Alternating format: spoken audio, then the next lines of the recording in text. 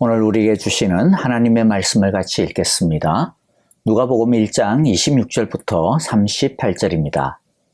그 뒤로 6달이 되었을 때에 하나님께서 천사 가브리엘을 갈릴리 지방의 나사렛 동네로 보내시어 다윗의 가문에 속한 요셉이라는 남자와 약혼한 처녀에게 가게 하셨다.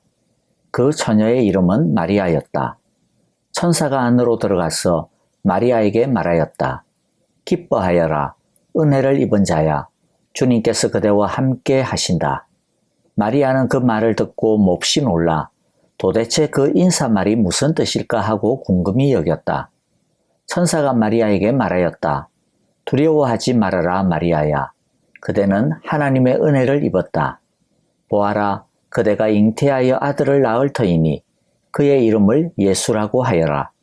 그는 위대하게 되고 더없이 높으신 분의 아들이라고 불릴 것이다. 주 하나님께서 그에게 그의 조상 다윗의 왕위를 주실 것이다. 그는 영원히 야곱의 집을 다스리고 그의 나라는 무궁할 것이다. 마리아가 천사에게 말하였다. 나는 남자를 알지 못하는데 어떻게 이런 일이 있겠습니까? 천사가 마리아에게 대답하였다. 성령이 그대에게 임하시고 더없이 높으신 분의 능력이 그대를 감싸줄 것이다. 그러므로 태어날 아기는 거룩한 분이요 하나님의 아들이라고 불릴 것이다. 보아라, 그대의 친척 엘리사벳도 늙어서 임신하였다. 임신하지 못하는 여자라 불리던 그가 임신한 지 벌써 6달이 되었다. 하나님께는 불가능한 일이 없다. 마리아가 말하였다. 보십시오. 나는 주님의 여종입니다. 당신의 말씀대로 나에게 이루어지기를 바랍니다. 천사는 마리아에게서 떠나갔다. 아멘. 새해 첫 주간 잘 보내고 계시는지요? 하나님의 은혜가 함께하는 화요일이 되시기를 기도합니다. 오늘의 말씀은 흔히 예수님의 수태고지라고 불려지는 장면입니다. 수태고지란 예수님이 잉태되어질 것을 알린다라는 뜻입니다. 오늘 말씀 속에서 몇 가지 은혜를 나누기를 바랍니다. 첫째, 예수님은 아주 작은 마을에 아주 작은 처녀의 몸을 빌어 잉태됩니다. 26절에 보면 한 마을이 소개되고 있습니다. 예수님의 어머니인 처녀 마리아가 살고 있던 동네입니다. 갈릴리 지방의 나사렛입니다. 갈릴리라는 지역은 예루살렘이 위치하였던 남쪽의 유대 지역에서 볼 때는 아주 변방에 속한 지역입니다. 소외된 지역입니다. 그래서 나중에 예수님이 갈릴리의 나사렛 출신이라고 하니까 나사렛에서 무슨 선한 것이 나겠는가 라는 핀잔과 비아냥을 들었습니다. 그리고 27절에 보면 예수님의 어머니 마리아가 간략하게 소개가 되는데요. 그는 약혼한 처녀였습니다. 그녀는 아주 명망 있고 유력한 집안 출신이 아니었습니다. 아주 평범한 집안의 아주 평범한 시골 아가씨에 불과할 뿐이었습니다. 그런데도 하나님은 천사 가브리엘을 나사렛의 마리아에게 보내어 세상을 구원하실 그리스도 예수님을 잉태하는 영광의 도구로 삼았습니다. 이것은 앞으로 예수님으로 말미암은 하나님 나라의 성격을 미리 보여줍니다. 하나님의 나라는 아무리 볼품이 없고 별것 아니어도 아무런 장벽이 없습니다. 요한복음의 말씀처럼 하나님의 자녀가 되는 것에는 어떤 혈통이나 어떤 사람의 능력이나 어떠한 백도 필요 없습니다. 누구든지 예수님을 믿기만 하면 하나님에 들어올 수 있습니다. 또 하나님은 사람을 외모로 취하지 않습니다. 오히려 하나님은 작은 자들의 아버지라고 자신을 소개합니다. 마리아나 요셉이나 그들이 엄청난 스펙을 가지고 있다거나 또는 대단한 신앙적인 성취를, 업적을 이룬 사람들이 아닙니다. 또 예를 들어 보면요. 아브라함이나 모세나 다윗도 마찬가지입니다. 이들이 하나님의 부르심을 받았을 당시의 모습을 보면 내세울 것이 하나도 없습니다. 주목받지 못하였고 심지어는 실패자이기까지 했습니다. 그러나 하나님은 화려하거나 대단한 스펙이 아니라 진정으로 하나님 앞에서 진실하고 겸손한 사람, 겸비한 자를 택하십니다. 하나님께서 아주 평범한 우리들을 사용하셔서 하나님의 일을 이루어 가시기를 소망하는 2022년이 되었으면 좋겠습니다. 둘째, 하나님은 처녀인 마리아를 선택하여 메시아를 잉태하게 하셨습니다. 이것은 구약에서 약속하신 하나님의 언약을 성취하시기 위함입니다. 왜 하필이면 동정녀의 몸을 빌어 성령으로 잉태하여 예수님이 태어나는 방식을 취해야만 했는가? 많은 사람들이 이것에 대해 참 궁금해합니다. 마리아가 처음에 어떻게 이런 일이 가능할 수 있습니까? 라고 의심하고 물었듯이 많은 사람들도 일반적인 생물학적 법칙을 거스르는 이 동정녀 탄생을 믿질 못합니다. 믿지 못하게 하는 걸림돌이 되고 있는 것입니다. 그런데 하나님은 사람들을 구원하시기 위해 예수님을 보내셨는데 왜 오히려 믿지 못하게 하는 걸림돌의 방식을 취하여 예수님을 보내신 것일까요? 이것은 예수님을 믿을 만한 자격이 있나 없나 사람들을 시험하기 위해서, 걸러내기 위해서 이런 방식을 사용하신 것이 아닙니다. 도리어 죄인들을 온전히 구원하시기 위한 하나님의 열심입니다. 동정녀 탄생은 인간의 죄성으로부터 예수님이 오염되지 않게 하시기 위함입니다. 그래야 참 사람이면서 죄가 없는 사람으로서 예수님이 태어날 수 있고, 그래야 죄인을 구원할 수 있는 대표자가 될 수 있기 때문입니다. 참 사람인 동시에 참 하나님이 되셔서 죄인들을 온전히 구원하시기 위한 부득이한 방식입니다. 이것은 그만큼 죄라고 하는 것이 얼마나 무서운 것인지 그것을 보여주는 것이고요. 또 그 죄를 해결하는 것이 그만큼 어려운 일이라고 하는 것을 보여줍니다. 하지만 하나님은 아무리 어려운 일이라 하더라도 죄인들을 구원하시고자 하는 일을 포기하지 않으셨습니다. 죄인을 구원하시고자 하시는 하나님의 갈망, 이것이 바로 동정녀 탄생의 이야기입니다. 우리를 얼마나 사랑하시는지, 우리를 얼마나 구원하시기를 원하시는지, 어떤 어려움이 있어도 그것을 이루고야 마시는 그러한 하나님의 열정을 보여주는 사건이 바로 예수님이 동정녀의 몸을 빌어 잉태되고 태어나는 이야기의 본질인 것입니다. 그리고 이것은 하나님께서 구약 성경에서 오래오래 전에 약속하신 것을 성취하시고야 마시는 장면입니다. 이 역시 우리를 구원하시기를 갈망하시는 하나님의 열정과 하나님의 성실을 보여주는 것입니다. 하나님은 죄를 지은 하와에게 벌을 주시면서 동시에 희망의 약속을 주셨습니다. 언젠가 여인의 후손을 보내어 주어 뱀의 머리, 즉 사탄의 머리를 짓밟게 하겠다, 죄를 해결하겠다 하셨습니다. 하나님은 수천 년, 수만 년이 지나도록 그 약속을 한 번도 잊은 적이 없었습니다. 심지어 하나님께서 당신의 백성으로 선택하였던 이스라엘이 이 하나님의 약속에 대해 무관심하고 외면하던 그때에도 하나님은 스스로 그 약속의 포로가 되어 결국에는 그 약속을 이루시고 마시는 것입니다. 구원은 우리의 열심에 의해 되어지는 것이 절대로 아님을 보여주는 것입니다. 우리는 열심도 없고 사실 의리도 없습니다. 우리의 모습을 봐도 그렇지 않습니까? 구원받을 만한 자격이라고는 하나도 없이 그저 은혜로 값없이 구원을 얻어놓고도, 그런데도 우리는 하나님의 말씀에 순종하기보다는 여전히 나 중심적으로 나의 기분에 따라 내가 원하는 것을 따라 내가 하고 싶은 대로 살 때가 대부분이지 않습니까? 구원을 받기 전에도 자격이 없었지만 구원을 받고 난 다음에도 하나님의 자녀로서의 자격이 참 없는 것이 우리들의 실상입니다. 이런 우리들의 실상대로라면 우리의 구원이 취소되어도 당연하고 아무 할 말이 없을 것입니다. 하지만 하나님은 우리의 이런 자격 없는 모습에도 불구하고 우리를 끝까지 책임지십니다. 끝까지 천국에 이를 때까지, 영광스러운 그 영화의 모습에 이를 때까지 우리를 붙들고 가십니다. 우리가 구원받고 또 어떤 경우에도 이 구원이 끊어지지 않는 것은 우리가 잘나서가 아닙니다. 우리의 열심이 대단해서도 아니고요. 우리가 신실하고 성실해서도 아닙니다. 하나님이 우리를 붙들고 가시기 때문입니다. 우리에게 모욕을 당해도 끝까지 감내해 주시는 하나님의 그 무한하신 자비하심과 사랑과 은혜 덕분입니다. 그 은혜가 예수님을 이 땅에 오게 하셨고 우리를 구원하신 것입니다.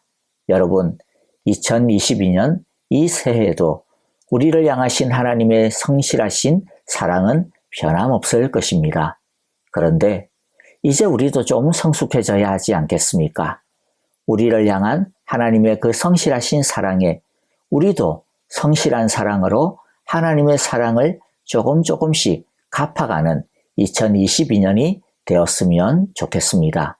셋째, 마리아는 이 무서운 하나님의 말씀에 두렵지만 그러나 순종하기로 결단합니다.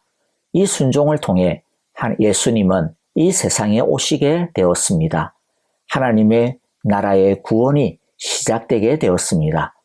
약혼한 처녀가 약혼자의 아이도 아닌 다른 누군가의 아이를 뵌다라고 하는 것은 당시 사회의 관습에 따르면 약혼이 파혼이 되는 것은 당연하고요. 돌에 맞아 죽을 수 있는 엄청난 일이었습니다. 두려운 일이었습니다. 마리아가 천사 가브리엘에게 어떻게 이런 일이 가능하겠습니까? 라고 물은 것은 하나는 어떻게 처녀인 내가 남자와 동침을 하지 않고서도 애를 뵐 수 있겠느냐라고 하는 질문이고요. 또 설령 내가 임신을 했다 하더라도 내가 임신한 것이 발각이 되면 내가 죽게 될 텐데 그렇게 되면 나를 통해서 구원자를 보내겠다라고 하는 하나님의 이 계획이 어떻게 이룰 수가 있는 겁니까? 어떻게 그게 가능합니까? 라고 묻는 것입니다. 그 질문에 대해 가브리엘은 하나님께는 불가능한 일이 없다라고 대답합니다. 남자와 동침하지 않아도 성령으로 잉태할 것이고 잉태한 너도 아무 해를 입지 않고 아이를 출산하게 되어 하나님의 일을 이루게 되어질 것이라는 말씀입니다. 우리가 하나님의 말씀대로 순종을 하려고 할 때도 우리한테도 마리아와 같은 이런 두려움, 의심, 걱정이 생깁니다. 하나님 말씀대로 순종해도 진짜 괜찮을까? 이 세상 속에서 어떻게 하나님의 말씀만 의지하고 또 말씀대로 산다고 해서 그게 가능할 것인가? 혹시 무슨 손해를 입지 않을까? 내가 과연 끝까지 순종할 수 있기는 한가? 내가 순종할 수 있는 믿음이 있는 건가? 라고 하는 이런 걱정이 우리의 발목을 잡습니다. 그때 이 말씀을 우리가 기억하기를 원합니다. 하나님께는 불가능한 일이 없다. 하나님은 온 세상을 창조하신 하나님이십니다. 만일 길이 없다면 홍해 한가운데에 길을 내셨듯이 길을 내어주실 것입니다. 우리 힘으로는 당연히 할 수 없습니다. 그러나 하나님께는 불가능한 일이 없습니다. 하나님의 일이라면 하나님이 우리보다 더 열심히 당신의 일을 이루어 가실 것입니다. 우리 모두 하나님을 의지하여 믿음으로 한 걸음 한 걸음 전진하는 2022년이 되시기를 기도합니다. 한 걸음 한 걸음 순종하다 보면 나중에는 호랑이와 같은 용맹함을 가질 수 있게 될 것입니다. 우리가 해야 되는 것은 지금, 바로 지금 여기에서 한 걸음의 순종을 내딛는 것입니다. 마리아는 하나님의 말씀에 순종하기로 결단합니다. 38절의 말씀을 읽겠는데요. 마리아가 말하였다. 보십시오. 나는 주님의 여종입니다. 당신의 말씀대로 나에게 이루어지기를 바랍니다. 천사는 마리아에게서 떠나갔다. 주님의 여종입니다. 그렇습니다. 마리아의 고백처럼 우리 모두도 하나님의 종입니다. 종은 어떤 존재입니까? 주인이 하라면 하고 말라면 하지 아니하는 것이 종의 자세이죠. 우리도 마리아가 가졌던 이 종으로서의 아이덴티티를 가져야겠습니다. 나는 하나님의 종이다. 하나님이 하라면 하고 말라면 하지 않는다. 하나님이 살라고 하면 살고 죽으라면 죽는다. 나는 내 뜻대로 살지 않고 하나님의 뜻을 따라 사는 하나님의 종이다. 마리아는 내 뜻이 아니라 하나님의 말씀대로 나에게 이루어지기를 바랍니다라고 순종합니다. 내 뜻이 아니라 하나님의 말씀대로. 여러분, 2022년 새해를 시작하면서 하나님의 말씀대로 나에게 이루어지게 해달라고 하는 그런 2022년이 되게 해달라고 기도하는 오늘 화요일이 되고 또 한 주간이 되고 또 우리의 한 해가 되시기를 간절히 기도합니다. 함께 기도하겠습니다. 하나님 아버지, 하나님의 구원을 받기에 아무런 자격이 없는데도 불구하고 하나님의 뜨거운 사랑으로 값없이 나를 구원해 주셔서 감사합니다. 구원해 주셨을 뿐만 아니라 하나님의 일을 감당하기에 터무니없이 믿음도 부족한데도 불구하고 하나님의 일에 동참하게 해주시니 감사합니다. 마리아의 고백처럼 나는 하나님의 종입니다 라는 믿음으로 살아갈 수 있게 도와주십시오. 오늘도 그리고 2022년에도 제 삶에 이루어지기를 원하시는 하나님의 뜻을 외면하지 않게 해주십시오. 설령 그 일이 감당하기 어려워 보여도 하나님에게는 불가능한 것이 없다라는 말씀을 붙들고 말씀의 능력을 붙들고 하나님의 뜻이 나에게 이루어지게 하소서라고 기도하며 한 걸음 한 걸음 순종하게 해 주십시오. 하나님, 저를 도와주십시오. 은혜를 주십시오. 불쌍히 여겨 주십시오. 예수님의 이름으로 기도합니다. 아멘.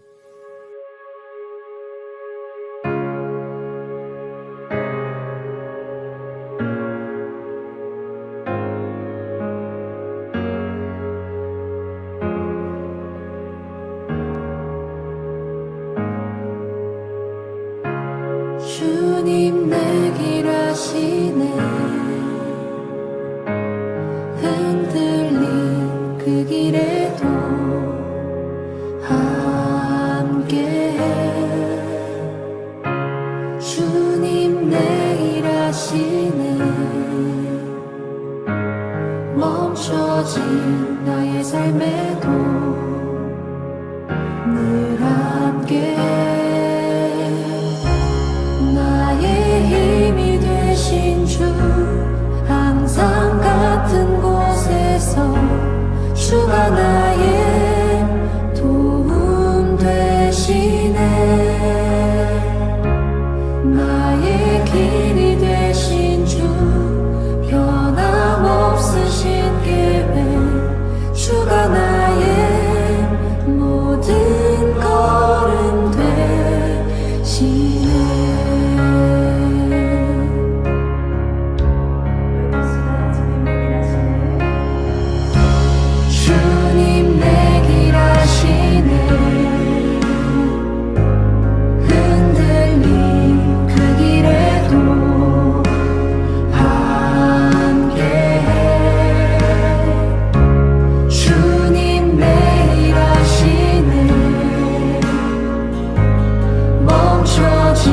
나의 삶에도 늘 함께 나의 힘이 되신 주 항상 같은 곳에서 주가 나의 도움 되시네 나의 길이 되신 주 변함없으신 계획 주가 나의 모든 걸음 되시네 나의 힘이 되신 주 항상 같은 곳에서 주가 나의 도움 되시네 나의 길이 되신 주 변함없으신 계획 주가 나